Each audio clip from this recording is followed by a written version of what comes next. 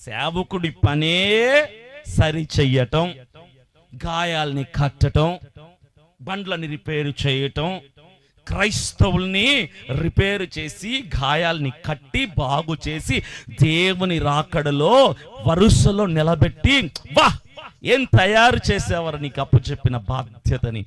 సంఘ కాపరిగా నిన్ను నియమించి నీకు ఒక మందను అప్పచెప్పినందుకు ఈ మందలో ఉన్నటువంటి నీ బిడ్డలందరినీ కాపరిగా నువ్వు సరిచేసి వాళ్ళని తయారు చేసి నా రాకడకు సౌందర్యము కలిగినటువంటి పెళ్లి కుమార్తెగా నిలబడ్డావు అని దేవుడు తృప్తి పడతాడు.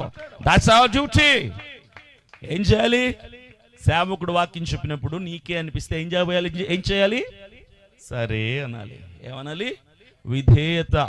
ఈ ఒక్క మాట నేర్చుకుంటే చాలు ప్రపంచం బాగుపడుతుందని చెప్పాను కదా.